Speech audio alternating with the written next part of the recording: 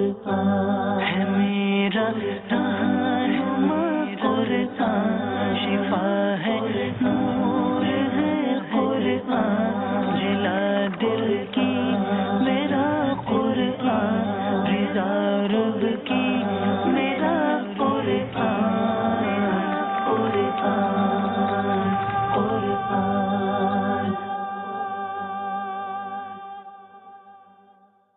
الحمدللہ رب العالمین والصلاة والسلام علی سید المرسلین اما بعد فاعوذ باللہ من الشیطان الرجیم بسم اللہ الرحمن الرحیم الصلاة والسلام علیک یا رسول اللہ وعلی آلک واصحابک یا حبیب اللہ الصلاة والسلام علیک یا نبی اللہ وعلی آلک واصحابک یا نور اللہ. میٹھے میٹھے اسلامی بھائیوں اور مدنی چینل کے ناظرین، سلسلہ ہے ایک قصہ ہے قرآن سے. قرآن ہے میرا رہنما قرآن شفا ہے نور ہے قرآن جلا دل کی میرا قرآن رضا رب کی میرا قرآن قرآن قرآن.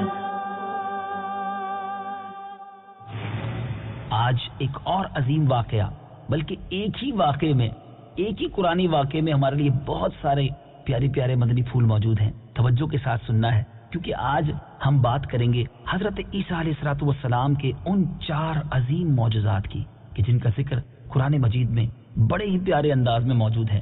آئیے پہلے قرآن پاک کی ان آیات کی تلاوت سنتے ہیں جن میں ان معجزات کا ذکر ہے، اس کا ترجمہ سنتے ہیں اور پھر انشاءاللہ آپ کو یہ واقعہ سناتے ہیں. وَرَسُولًا إِلَى بَنِي إِسْرَائِيلَ أَنِّي قَدْ جِئْتُكُمْ بِآيَةٍ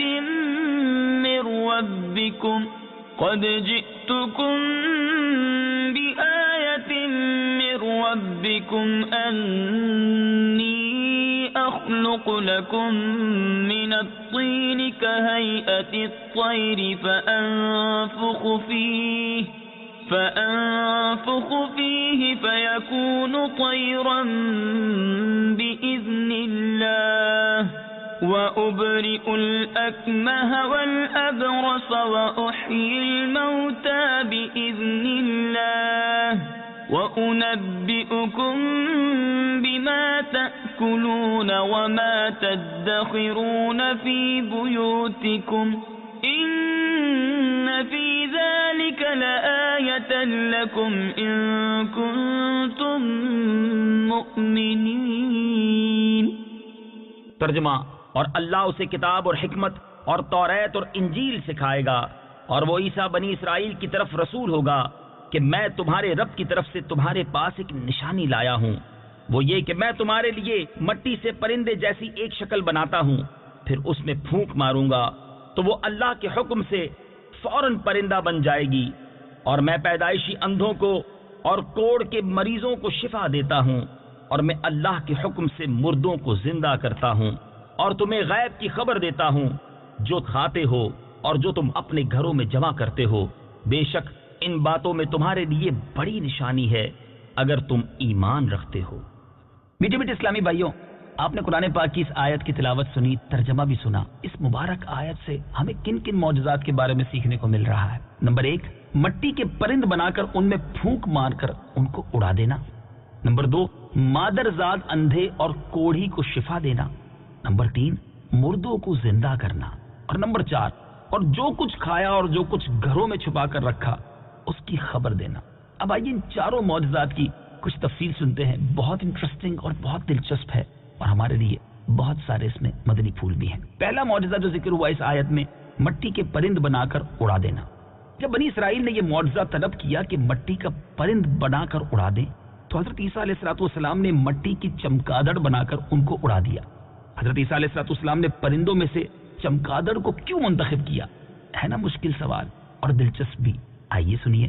اس کی وجہ یہ ہے کہ پرندوں میں سب سے بڑھ کر مکمل اور عجیب و غریب پرندہ ہے، کیونکہ اس کے آدمی کی طرح دانت بھی ہوتے ہیں، اور یہ آدمی کی طرح ہنستا بھی ہے، اور یہ بغیر پر کے اپنے بازوؤں سے اڑتا ہے، اور یہ پرندہ جانوروں کی طرح بچہ جنتا ہے، اور اس کو حیض بھی آتا ہے، روایت ہے کہ جب تک بنی اسرائیل دیکھتے رہتے یہ چمگادڑ اڑتے رہتے اور اگر ان کی نظروں سے اوجھل ہو جاتے تو گر کر مر جاتے تھے۔ ایسا اس لیے ہوتا تھا کہ خدا کے پیدا کیے ہوئے اور بندہ خدا کے پیدا کیے پرند میں فرق اور امتیاز باقی رہے۔ دوسرا معجزہ مادرزاد اندھوں کو شفا دینا۔ آئیے اس معجزے کی بھی کچھ تفصیل سنیے۔ تفاسیر قرآن میں ہے کہ ایک دن میں 50 اندھوں اور کوڑیوں کو آپ کی دعا سے اس شرط پر شفا حاصل ہوئی کہ وہ ایمان لائیں گے۔ سبحان اللہ۔ تیسرا معجزہ جو اس آیت قرآنی میں ہم نے سنا، مردوں کو زندہ کرنا۔ روایت ہے کہ آپ نے 4 مردوں کو زندہ فرمایا۔ نمبر 1 آزر اپنے دوست کو، نمبر 2 ایک بڑھیا کے لڑکے کو، نمبر 3 ایک عشر وصول کرنے والے کی لڑکی کو۔ آزر یہ حضرت عیسیٰ علیہ السلام کے ایک مخلص دوست تھے۔ جب ان کا انتقال ہونے لگا تو ان کی بہن نے آپ کے پاس قاصد بھیجا کہ آپ کا دوست مر رہا ہے۔ اس وقت آپ اپنے دوست سے 3 دن کی دوری کی مسافت پر تھے۔ آزر کے انتقال و دفن کے بعد حضرت عیسیٰ علیہ السلام وہاں پہنچے، آزر کی قبر کے پاس تشریف لے گئے۔ آزر کو پکارا تو وہ زندہ ہو کر اپنی قبر سے باہر نکل آئے اور برسوں زندہ رہے اور صاحب اولاد بھی ہوئے۔ اللہ، ذرا غور تو کیجئے، اللہ کے نبیوں کو رب عز و جل نے کیسے کیسے کمالات سے نوازا تھا۔ اب جو بڑھیا کا بیٹا ہے ذرا اس کی بھی سن لیجئے۔ یہ مر گیا تھا اور لوگ اس کا جنازہ اٹھا کر اس کو دفن کرنے کے لیے جا رہے تھے۔ ناگہاں حضرت عیسیٰ علیہ السلام کا ادھر سے گزر ہوا تو وہ آپ کی دعا سے زندہ ہو کر جنازے میں اٹھ بیٹھا اور کپڑا پہن کر اپنے جنازے کی چارپائی اٹھائے ہوئے اپنے گھر آیا اور مدتوں زندہ رہا اور اس کی اولاد بھی ہوئی۔ تیسرا، وہ جس کو زندہ کیا وہ تھی عاشر کی بیٹی، یعنی جو عشر وصول کرنے والا تھا اس کی بیٹی۔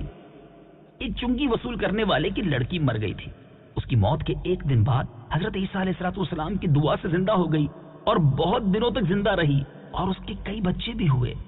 اور حضرت سام بن نوح علیہ السلام جن کو زندہ کیا گیا، اوپر کے تینوں مردوں کو آپ نے زندہ فرمایا تو بنی اسرائیل کے شریروں نے کہا یہ تینوں در حقیقت مرے ہوئے نہیں تھے بلکہ ان تینوں پر سکتہ طاری تھا، اس لیے وہ ہوش میں آ گئے، لہٰذا آپ کسی پرانے مردے کو زندہ کر کے ہمیں دکھائیے۔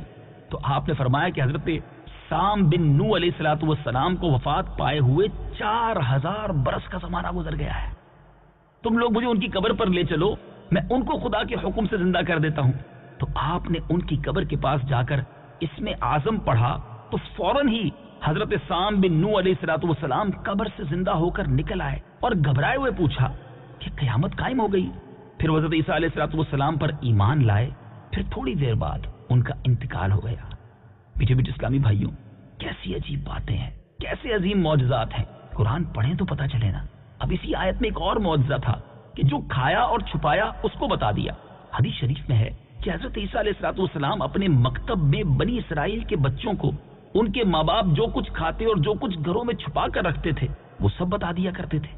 جب والدین نے بچوں سے دریافت کیا کہ تمہیں ان باتوں کی کیسے خبر ہوتی ہے تو بچوں نے بتا دیا کہ ہم کو حضرت عیسیٰ علیہ السلام مکتب میں بتا دیتے ہیں۔